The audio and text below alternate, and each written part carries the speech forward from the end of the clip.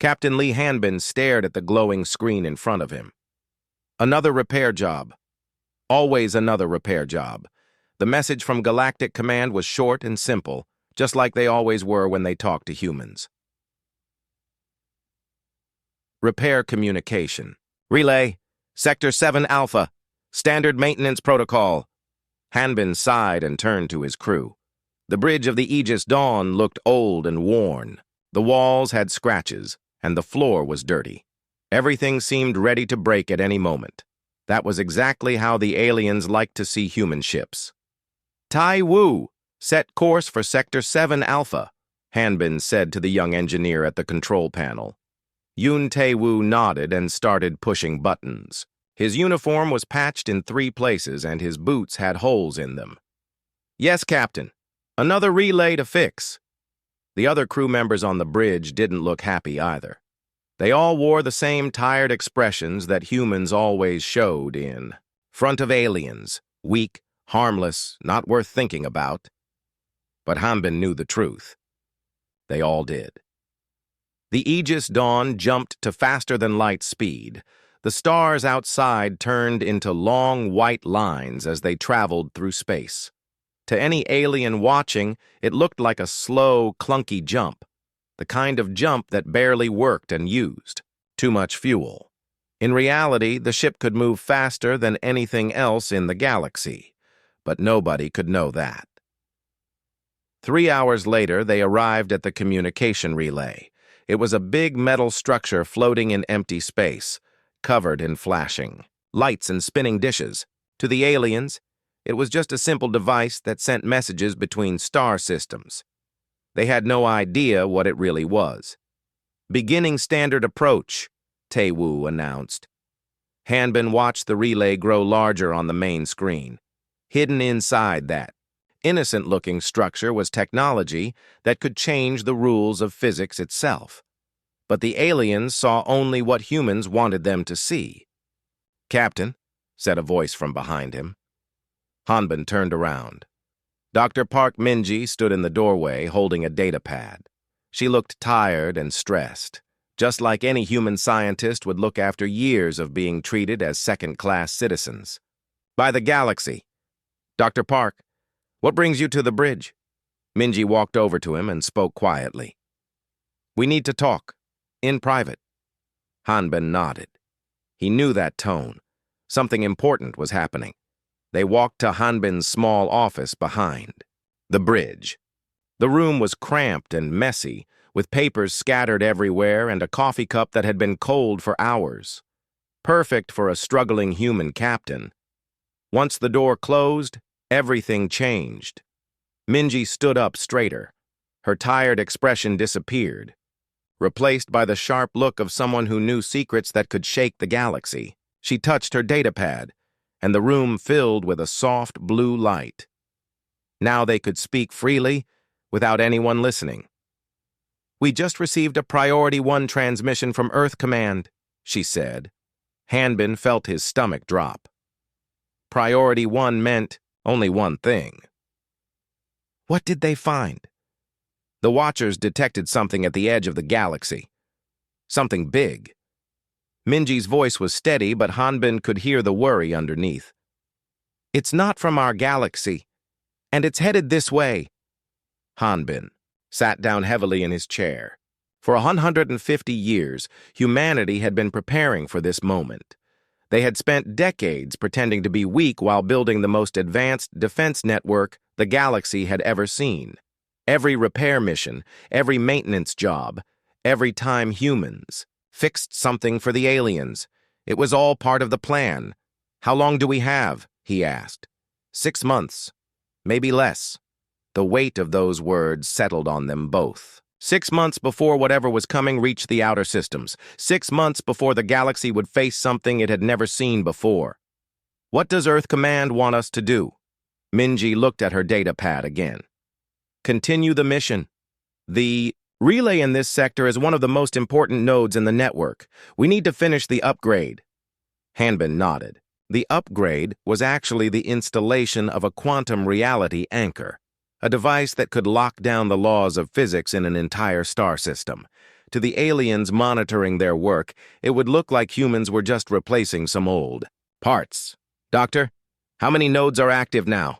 97%. We're almost ready. Almost ready.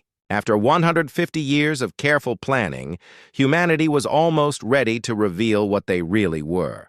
Not the weak species that fixed things and cleaned up after the important races. Not the simple-minded humans who barely understood their own technology. They were the guardians, the protectors, the ones who had been keeping the galaxy safe while everyone else argued about politics and trade routes. A soft beep came from the bridge. Tewu's voice followed it. "Captain, we're in position to begin repairs." "On our way," Hanbin called back. As they walked back to the bridge, Minji spoke quietly. "Hanbin, there's something else. Ambassador Choi wants to meet with you as soon as we return to the station." "About the situation?" "About the decision. The council is going to debate whether to maintain the deception or—" She didn't finish the sentence. She didn't need to. They both knew what the other option was. After 150 years of hiding, humanity might finally have to show the galaxy who they really were. On the bridge, the crew was already working. To anyone watching, they looked like tired humans struggling with equipment that was too advanced for them. Taiwu was cursing at a control panel that seemed to be giving him trouble. Other crew members were moving slowly, looking confused by the complex alien technology they were supposed to fix. It was all an act. Every stumble, every confused look, every moment of apparent incompetence was carefully planned. The crew of the Aegis Dawn could repair this relay in 30 minutes if they wanted to. Instead, they would take 6 hours and make it look difficult. Real work was happening inside the relay itself. While the crew pretended to struggle with basic repairs, hidden systems were installing technology that the galaxy's most advanced civilizations couldn't even imagine. Quantum processors that could calculate the movement of every atom in a solar system. Reality generators that could make energy work backwards or time run in circles. All of it hidden inside equipment that looked like it barely functioned. Hanbin watched his crew work and thought about the message from Earth Command. Something was coming from outside the galaxy. Something that had made the Watchers, humanity's most secret organization, send a Priority 1 alert. Soon, the galaxy might learn the truth about humanity. The weak species that everyone ignored might have to become the strong species that saved everyone, but not yet. For now, they would keep fixing things and staying invisible, just like they had been doing for 150 years. The Great Hall of the Galactic Council had never seen so many beings in one place. Representatives from every major civilization filled the massive chamber. The crystal beings of the Dominion sparkled like living diamonds under the bright lights. The energy creatures of the collective floated in glowing spheres above their seats. The mechanical warriors of the Syndicate stood perfectly still, their metal bodies reflecting the chaos around them. Ambassador Choi Dae-ho sat in the human section, far back from the important seats. Around him, other human representatives looked nervous and out of place. Their simple clothes and worried faces made them seem like children at a meeting of adults. Nobody was looking at the humans. Nobody ever did.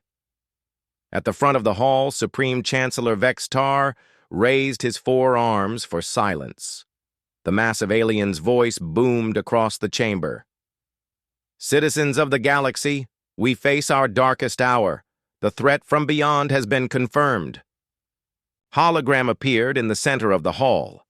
It showed the edge of the galaxy, where stars suddenly stopped existing, where something dark and hungry was eating everything in its path. "The Devourers have returned," Vex Tar continued. "They consume not just matter and energy, but the very fabric of space itself. 3 civilizations have already fallen. Billions of lives have been lost." Murmurs of fear spread through the hall. Even the mighty Dominion representatives looked worried.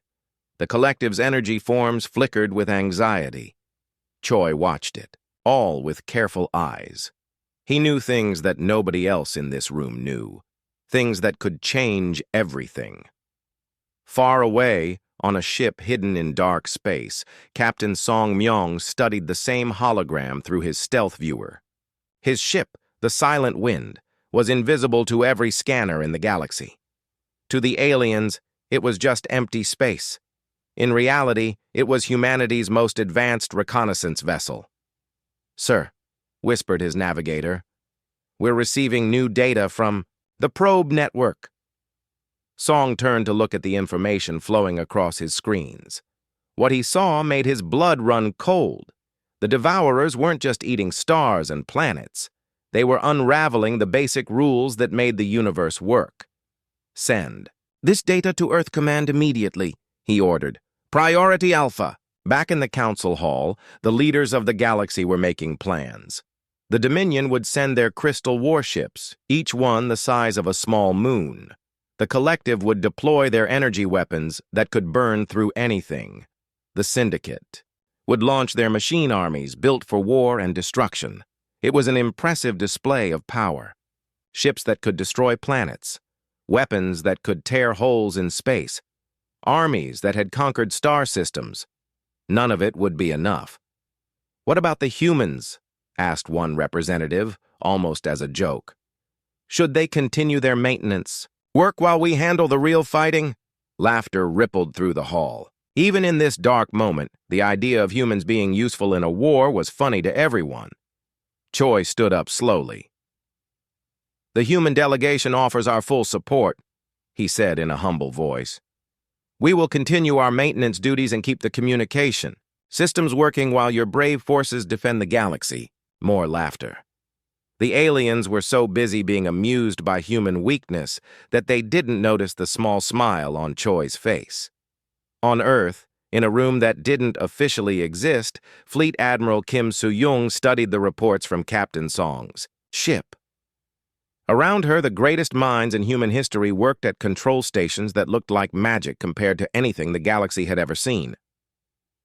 "Analysis complete, Admiral," reported Dr. Lim Ji-won, the head of the Quantum Physics Division. "The Devourers exist partially outside our dimension. That's how they can unravel space-time itself." Kim nodded grimly. She had feared this. "Can conventional weapons hurt them?" "No, Admiral. The galaxy's fleets will be destroyed in the first encounter. Their weapons can't touch something that exists in multiple dimensions at once." Around the room, other scientists and military leaders looked grim. They had spent 150 years preparing for threats from within the galaxy. But this was something far worse. "What about Project Silence?" Kim asked. Dr. Lim's face lit up with hope. "That might work. If we activate the full network, we can anchor reality in this dimension, force the Devourers to follow our rules instead of their own. But using Project Silence would mean revealing everything, every hidden base, every secret ship, every piece of technology that humanity had kept hidden for over a century. The galaxy would know that humans weren't weak at all. They were the strongest species that had ever existed." "How long until the Devourers reach the first major system?" Kim asked. 2 weeks, Admiral. 2 weeks to decide the fate of the galaxy. 2 weeks to choose between staying hidden and saving billions of lives." Back on the Aegis Dawn, Captain Hanbin received an encrypted message. It was short but clear. "Prepare for possible revelation. Stand by for Operation Daybreak." Operation Daybreak. The plan they had hoped never to use. The plan that would change everything. Hanbin looked around his bridge. His crew was still pretending to struggle with simple repairs. Taewoo was cursing at a control panel that was actually working perfectly. Other officers were moving slowly, looking tired and confused. Soon, they might not need to pretend anymore. The first battle happened 3 days later. The galaxy's combined fleet met the Devourers at the edge of the Krylix system. It was the largest space battle in galactic history. Thousands of ships, weapons that could crack moons, shields that could stop small stars. The battle lasted 6 minutes. When it was over, half the fleet was gone. Not destroyed, gone, wiped from existence as if they had never been built. The surviving ships ran as fast as they could, their crews screaming in terror. The Devourers kept moving toward the galaxy's heart. On Earth, President Baek Hyun-woo called an emergency meeting of the Shadow Parliament. In a room hidden beneath the ocean floor, the true leaders of humanity gathered to make the hardest decision in their history. The galaxy will fall in less than 2 weeks, reported General Park Seul-gi, head of military intelligence. Every major civilization will be extinct, including us, if we do nothing. The vote took 6 hours. Some wanted to stay hidden and hope humanity could survive in secret bases. Others believed they had a duty to save the galaxy that had unknowingly become their home. In the end, the choice was clear. They could not watch billions die when they had the power to save them. Prepare all units, President Baek ordered. Send the activation codes to every ship, every base, every agent in the field. Tomorrow, the galaxy learns who we really are. The signal went out across the galaxy, hidden in routine maintenance communications. To the aliens, it looked like humans. We're just checking their equipment as usual. They had no idea that humanity had just declared war on the Devourers. The evacuation ships looked like metal tears falling through space. Millions of beings from dozens of worlds were running as fast as they could from the approaching darkness. Their ships were packed so full that families had to take turns breathing. Children cried for toys left behind on worlds that no longer existed. Captain Hanbin watched them pass through his sector. The Aegis Dawn sat quietly near a communication relay, looking like just another human maintenance ship doing boring work. But Hanbin could see everything through his hidden sensors. The fear, the desperation, the slow collapse of galactic civilization. Captain, Tae-woo said softly, there's a Dominion family ship losing power. Their engine is failing. Hanbin looked at the ship on his screen. It was a small craft carrying maybe 50 crystal beings. Their children sparkled weakly in the darkness, their light fading as the ship's systems died. Sir, Tae-woo continued, we could save them.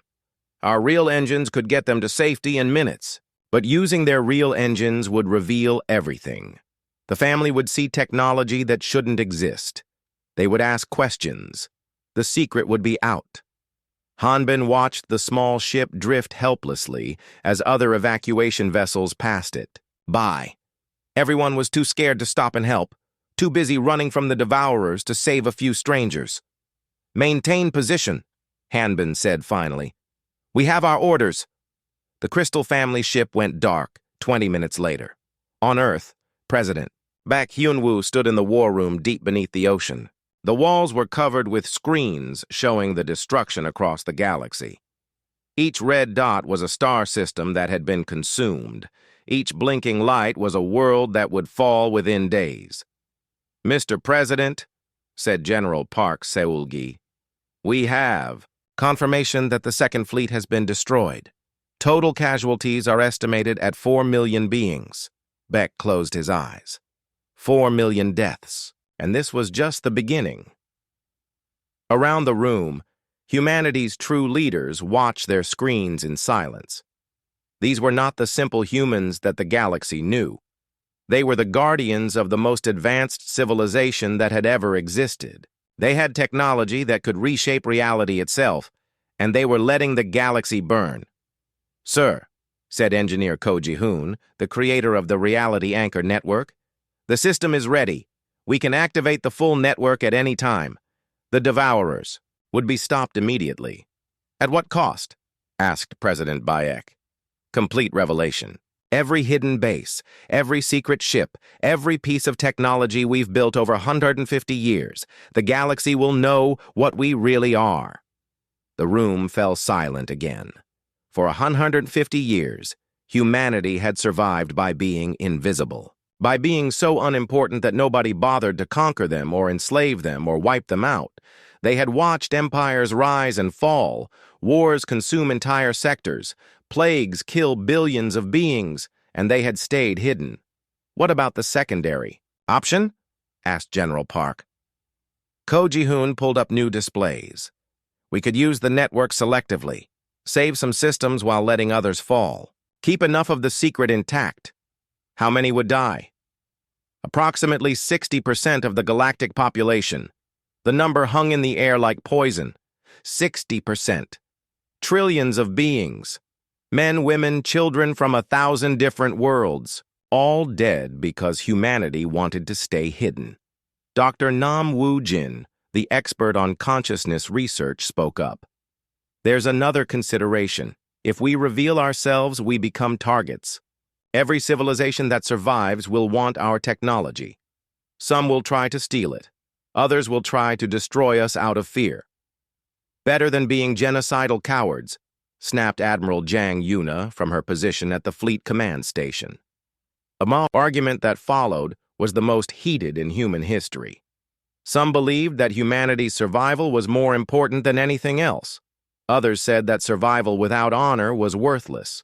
A few suggested that they could reveal just enough to save the galaxy while keeping their deepest secrets. President Bayek listened to it all. He thought about the Crystal family that had died while Captain Hanbin watched. He thought about the evacuation ships full of terrified children. He thought about the choice that would define humanity's place in history. Meanwhile, the Devourers kept coming. Captain Song Myung's stealth ship followed them through the darkness between stars. What he saw made him sick to his stomach. The Devourers weren't just destroying things, they were unmaking them, erasing them from reality so completely that they had never existed at all. "Sir," his science officer whispered, "I'm detecting something new. The Devourers are learning, adapting. They're becoming more efficient." Song looked at the data. The monsters were figuring out how to consume reality faster, how to erase entire star systems in minutes instead of hours. "Send this to Earth immediately," he ordered. The timeline just got shorter. Back in the war room, President Bayek received Song's report. The Devourers would reach the galaxy's core worlds in 5 days instead of 2 weeks. There was no more time for debate. "I'm calling for an immediate vote," Beck announced. "All in favor of full network activation and complete revelation." The vote was not even close. 37 in favor, 8 against, 3 abstaining. Humanity would save the galaxy. "Send the activation codes to all units," Beck ordered. "Operation Daybreak begins in 24 hours. Across the galaxy, humans received the signal. Maintenance workers on alien stations stood a little straighter. Repair crews on distant worlds checked their hidden weapons. Ship captains like Hanbin prepared to drop the mask they had worn for 150 years. On the Aegis Dawn, Hanbin gathered his crew in the main hold. They all knew this moment might come. They had trained for it their entire lives. "Tomorrow," he told them, "we stop pretending to be weak. Tomorrow we become who we really are." Tae-woo raised his hand. "Captain, what if the aliens don't believe we're trying to help? What if they think we're another enemy?" It was a good question. Humanity had been so good at appearing harmless that the truth might seem impossible. How do you convince someone that the weakest species in the galaxy is actually the strongest? "We'll have to show them," Hanbin said, "and hope they can forgive us for lying to them for so long." In space stations across the galaxy, other human crews were having the same conversation. Engineers who had spent decades fixing broken alien technology were preparing to reveal machines that could manipulate time itself. Diplomats who had been ignored in every council meeting were getting ready to take charge of the war effort. Scientists, who had pretended to barely understand their own equipment, were preparing to deploy weapons that could rewrite the laws of physics. The Devourers had 3 more star systems to consume before reaching the inhabited core worlds. 3 more systems full of beings who had no idea that their salvation was coming from the species they had always ignored. In 24 hours, the galaxy would learn the truth about humanity. Some would be grateful, others would be terrified. A few would be angry about the deception, but they would all be alive. The signal went out at exactly midnight, Earth time. It was a single pulse of quantum energy that traveled faster than light, faster than thought, faster than anything the galaxy had ever seen. In one instant, it reached every human ship, every hidden base, every secret facility that had been built over 150 years of careful deception. Ambassador Choi Daeho was sitting in the emergency session of the Galactic Council when it happened. The great hall was full of panic and desperate voices. Representatives from dying worlds were begging for help that nobody could give. The Devourers had consumed another system just hours ago. Soon they would reach the core worlds where trillions of beings lived. "We need more time to evacuate," shouted the representative from Kalara Prime. "My world has 60 billion people." "There is no more time," replied Supreme Chancellor Vextar. His forearms hung limply at his sides. Even he, the leader of the most powerful government in the galaxy, looked defeated. "The evacuation ships are already overloaded. We cannot save everyone." That was when Choi received the signal. A tiny device in his ear buzzed once, so quietly that no alien could hear it. The sound meant only one thing. It was time. Choi stood up slowly. Around him, other human representatives were doing the same thing in perfect synchronization. The aliens were too busy arguing to notice at first. "Honored members of the council," Choi said, his voice carrying clearly across the great hall. "The human delegation has an announcement to make." A few aliens turned to look at him. Most ignored him, as they always did. Humans never had anything important to say. That was about to change. "For 150 years, Choi continued, humanity has served the galaxy as maintenance workers, repair crews, and support staff. We have been happy to help in this small way." Some aliens laughed.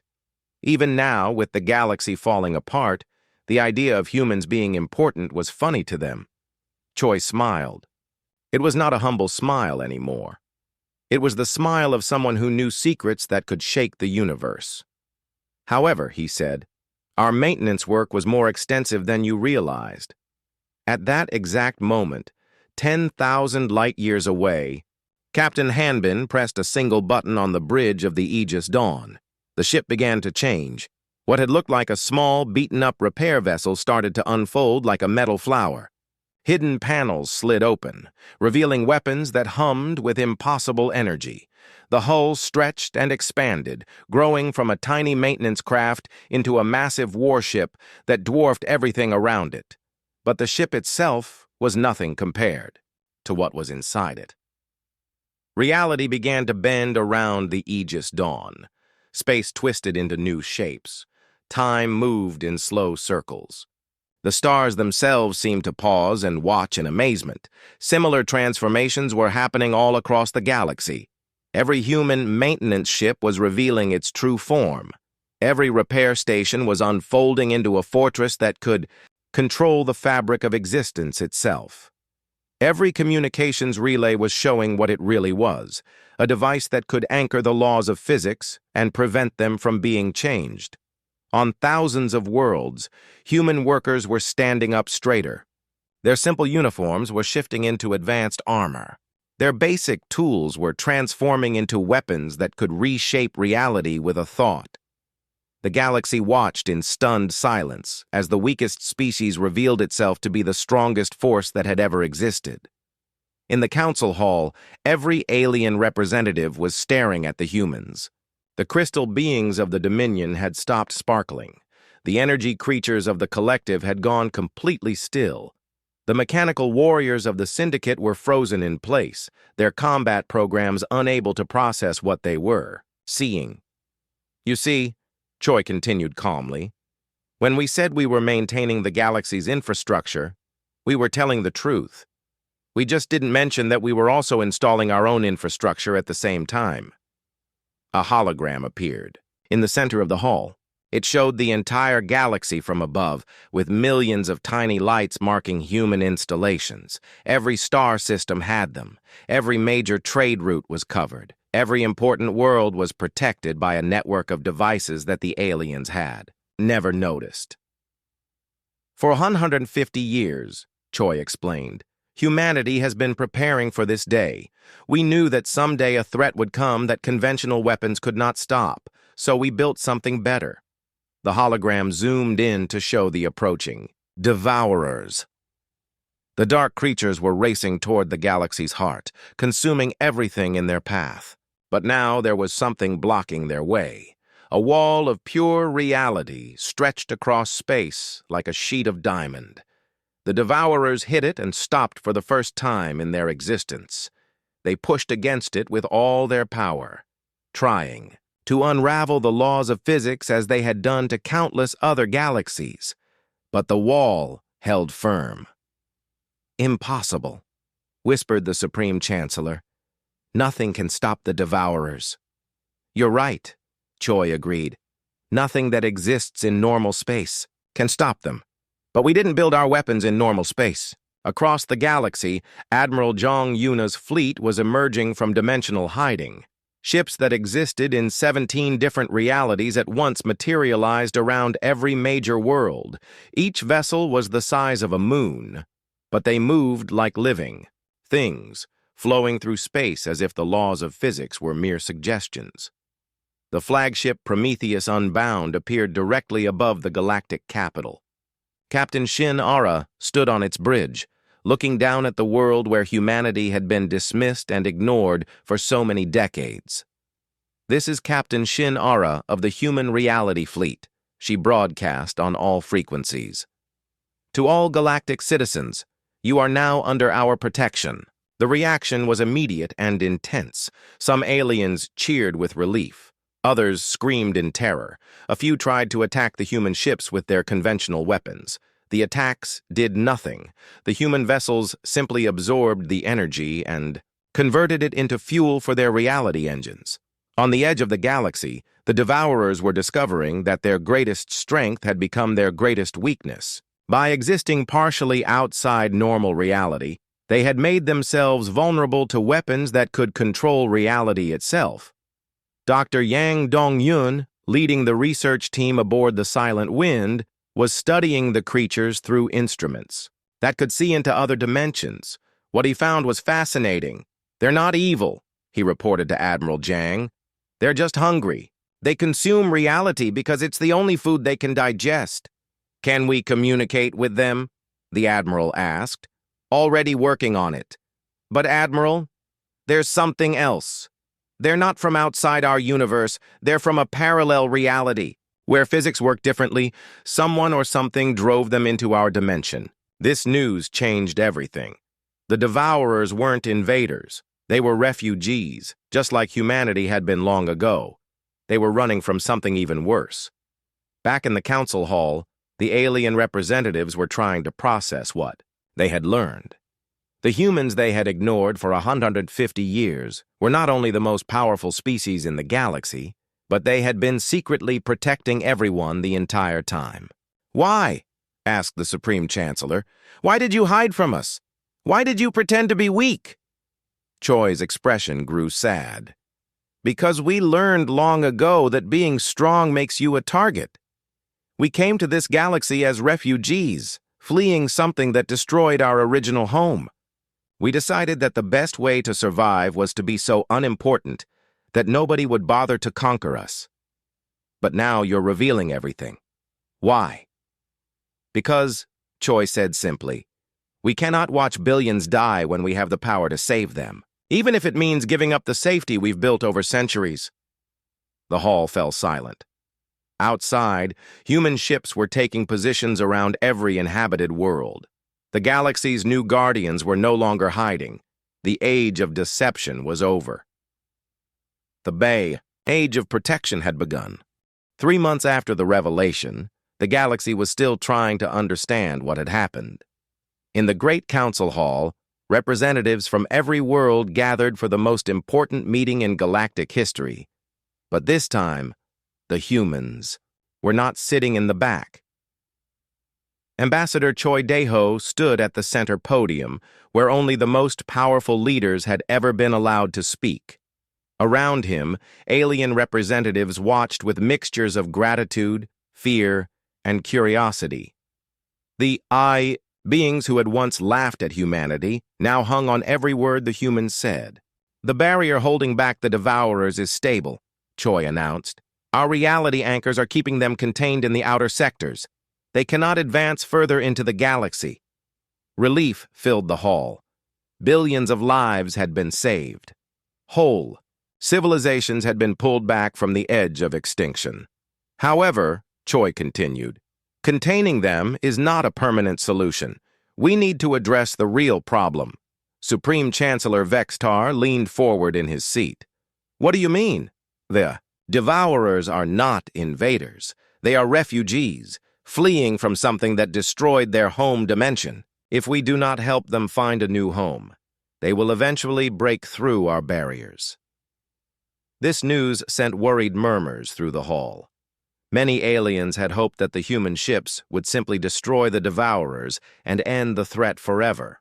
On the research ship Deep Explorer, Dr. Yang Dong-hyun was working on the most complex translation project in history. His team had finally managed to communicate with the devourers, using quantum mathematics as a universal language. What they learned was both amazing and terrifying. "Admiral," Yang reported to Admiral Jang over the communication link, "the devourers call themselves the Consumed. They used to be a peaceful civilization, but something called the Silence destroyed their reality. It ate their dimension from the inside out, leaving them with no choice but to flee." "What is this Silence?" Admiral Jang asked. "We don't know yet. But according to the Consumed, it's still out there, still growing, still looking for new realities to devour." The implications were staggering. The devourers were not the real threat.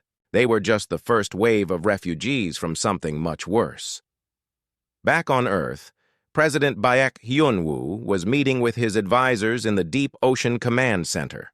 The room that had been humanity's greatest secret was now the center of galactic defense planning. "Mr. President," said General Park Sulgi, "we're receiving requests for asylum from 17 different species. The revelation of our capabilities has made us the most attractive destination in the galaxy. And the problems? 3 civilizations have declared war on us. They claim we violated galactic law by hiding our technology. The Dominion is demanding access to our reality manipulation systems. The Syndicate wants to copy our ship designs. President." Backside, this was exactly what they had feared. Revealing their power had made humanity a target for every ambitious species in the galaxy. What about the proposal from Coordinator Lee? Lee Bora had been put in charge of the new diplomatic relations after the revelation. Her idea was radical, but necessary. A complete restructuring of galactic society. "The new compact proposal is gaining support," General Park reported. 47 civilizations have agreed to join. 23 are still considering it. The holdouts are mainly the old power structures. The new compact was humanity's answer to the chaos following their revelation. Instead of becoming the new galactic rulers, they proposed something that had never been tried before, a true partnership between all species, with each contributing their unique strengths to a collective defense against threats like the Silence. On a space station orbiting the galactic core, Captain Kim Junho was preparing for humanity's most ambitious project yet. The first expedition beyond the galaxy's edge, designed to find a new home for the Consumed and learn more about the threat that had driven them into this reality. "Final systems check complete," reported his engineering officer. "The Pathfinder is ready for extragalactic travel." The ship was unlike anything ever built, part human technology, part alien innovation, part consumed knowledge. It could exist in multiple dimensions at once, travel through realities like a fish swimming through water, and survive in the empty spaces between galaxies. But more importantly, it was crewed by beings from 12 different species. Humans worked alongside Crystal Dominion engineers. Energy beings from the collective shared control stations with mechanical syndicate warriors. Even a few reformed consumed had joined the crew, their reality-eating abilities converted into tools for dimensional navigation. "Captain," said the Dominion navigator, her crystal body sparkling with excitement, "the dimensional gateway is opening." Through the ship's windows, the crew could see space itself tearing open like cloth. Beyond the tier was something that had never been seen from their galaxy, the vast darkness between realities, where other universes floated like islands in an infinite ocean. "Take us through," Captain Kim ordered. The Pathfinder slipped through the dimensional gateway and into the space between worlds. What they found there changed everything. Humanity thought they knew about the universe. The darkness was not empty. It was full of refugees, billions of ships from thousands of different realities, all fleeing from the same thing. The silence was not just destroying individual dimensions. It was consuming the entire multiverse, one reality at a time. "My God," whispered the human science officer.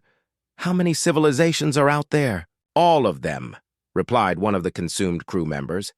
"Every species that ever existed, from every reality that ever was. We are all that remains." The revelation was overwhelming. Every galaxy, every dimension, every possible version of existence was under threat from something that ate reality itself. The consumed were just one group of refugees among countless others.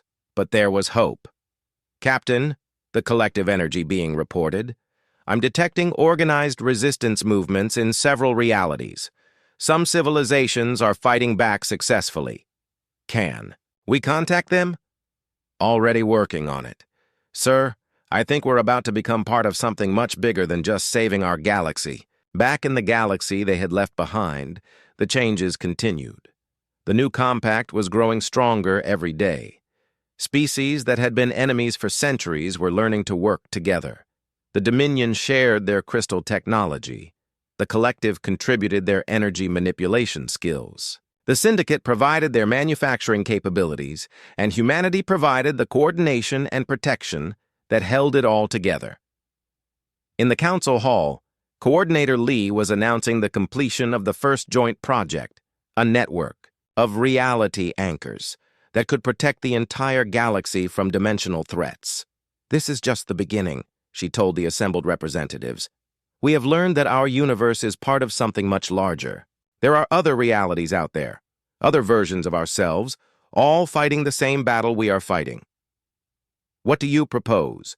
asked Supreme Chancellor Vextar. "We become the guardians, not just of our own galaxy, but of all reality. We build a network that connects every dimension, every possible universe, into one great alliance against the silence." It was an impossible dream, a goal so vast that it seemed beyond the reach of any civilization. But as the representatives looked around the hall, at humans and aliens working together, at species that had once been enemies now planning joint missions, they began to believe that impossible things might be possible after all. In the space between realities, Captain Kim's expedition was making contact with the Resistance. Ships from dimensions humanity had never imagined were joining their fleet. Soon they would return home with allies from across the multiverse. The galaxy had learned that humans were not weak, but more importantly, humanity had learned that they were not alone. The real war was just beginning.